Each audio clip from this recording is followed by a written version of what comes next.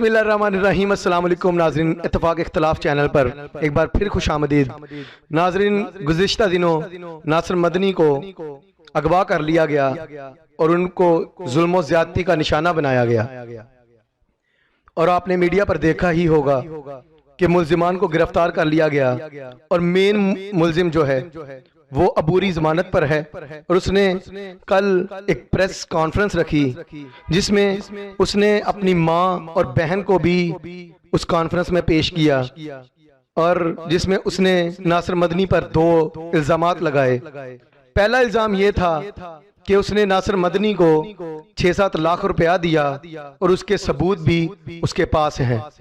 दूसरा इल्जाम ये था कि उनकी बहन को जिन्नात वगैरह की शिकायत थी, जिस पर उन्होंने नासिर मदनी को घर में इनवाइट किया और नासिर मदनी को हम के लिए उन्होंने जब घर बुलाया तो नासिर मदनी ने उनकी बहन को हरासा करने की कोशिश की और गलत हरकत की।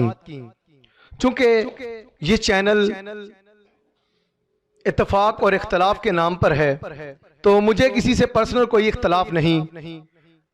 अगर मुझे किसी की बात अच्छी लगेगी मैं इत्तफाक करूंगा, बुरी लगेगी मैं इख्तलाफ करूंगा। ये मुल्ज़मान का पहला दावा कि नासिर मदनी ने इनसे 6-7 लाख रुपया लिया, उनके पास इसका सबूत भी है। मैं इस बात पे इत्तफाक करना चाहूंगा कि नासिर मदनी एक लालची इंसान है। वो जिस तरफ पैसे नजर आते हैं उस तरफ जाता है। पैसे उसके लिए हड्डी का काम करते हैं कि वो जिस तरफ हड्डी फेंकते हैं नासिर मदनी उस तरफ जाएगा। तो मैं समझता हूं कि उन्होंने पैसे भेजे होंगे, इसने पैसे लिए होंगे। चूंकि आप सब जानते हैं, मेरी लास्ट वीडियो में मैंने आपको दलाइल और सबूत के साथ बताया था कि ओल्ड एज होम के नाम पर इसने नया बिजनेस, नया धंधा स्टार्ट किया हुआ है। उसके नाम पर ये बाहर से भी खुद मानता है कि ये पैसे इकट्ठे करता है। तो इसने इनसे भी पैसे लिए होंगे और इसका सबूत भी उनके पास है। वो बता सकते हैं, मे भी वो बताएं आइंदा दिनों में। लेकिन दूसरी बात जिसका वो दावा करते हैं कि उनकी बहन को दम करने के लिए जब नासिर मदनी को बुलाया गया तो नासिर मदनी ने उनके भाइयों की मौजूदगी में उनके साथ गलत हरकत की और उनको हरासा करने की कोशिश की। मैं इस बात पे मुकम्मल इख्तलाफ करता हूं और मैं इसका पस मंजर और कुछ दलाइल आपके सामने रखूंगा। पस मंजर इसके पीछे जो मेन रीजन है वो हक खतीब की है। ये जो भी काम किया गया, अगवा और जुल्म ज़्यादती की गई, ये हक खतीब के हवारियों की तरफ से हुई।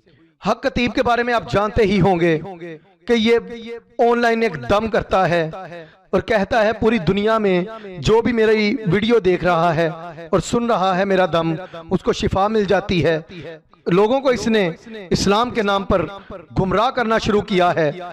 गुज़िश्ता दिन नासिर मदनी ने इसकी पोल खोल दी, इसकी सच्चाई, इसकी हकीकत बताई कि जिस तरह कोरोना वायरस अब दुनिया में बहुत ज्यादा फैल रहा है और जिससे मुसलमान क्या, काफिर क्या, हिंदू क्या, सिख क्या, सभी लोग मरते जा रहे हैं, बीमार होते जा रहे हैं, पूरी दुनिया में फैल रहा है। नासिर मदनी ने कहा कि जाओ, मैं चैलेंज करता हूं कि तुम जो दम करते हो और फूके मारते हो, आज भी कोरोना वायरस को खत्म करो, ऑनलाइन दम करो। दुनिया में जो भी लोग हैं जो बीमार हैं वो सेहतयाब हो सकें। तो ये बात उससे जब गवारा ना हो सकी, अपने हवारियों को हुक्म दिया नासिर मदनी को अगवा करो और उसको जुल्म और ज़्यादती का निशाना बनाओ, उस पर तशद्दुद करो। और उसके बाद उन्होंने मारने की धमकी दी। नासिर मदनी फिर भी पीछे ना रहा और उसने जब मीडिया में इनका राज खोला तो उससे ये बात भी बर्दाश्त ना हुई। मैं हैरान हूं उसके हवारियों से भी कि जिनको ना अपनी माँ की इज्जत की परवाह, ना अपनी बहन की इज्जत की परवाह, ना अपनी खानदान की इज्जत की परवाह, और बहन भी वो जो मरवी सरमत से भी आगे की है। मैं जिस बात पर इख्तलाफ करता हूं इसकी पहली दलील ये है कि अगर उन्होंने नासिर मदनी को दम के लिए बुलाया تو ناصر مدنی میں کم از کم اتنی عقل ہے، اتنی تمیز ہے کہ وہ اس کے بھائیوں کے سامنے اسی کے گھر میں جا کر ایسی گھٹیا حرکت نہیں کرے گا کہ جس کے لیے بعد میں اس کو پریشان ہونا پڑے یا اس پر کوئی الزام عائد کر سکے۔ اور دوسری دلیل یہ ہے کہ یہ رضوان منا جو مین ملزم ہے، اس کے بھائی کی تصویریں حق خطیب بلکہ میں یوں کہوں کھچ خبیث کے ساتھ ہیں، آپ نے میڈیا پر دیکھی ہوں گی۔ تو اس سے ثابت ہوتا ہے کہ یہ حق خطیب کو اپنا پیر مانتے ہیں۔ تو جب بہن کو دم کروانے کی باری آئی تو انہوں نے ناصر مدنی کو کیوں بہن پیش کی، انہوں نے اپنے پیر کو کیوں نہیں پیش کیا؟ تو اس دلیل سے بھی ثابت ہوتا ہے کہ یہ خامخواہ جھوٹا الزام ہے ناصر مدنی پہ۔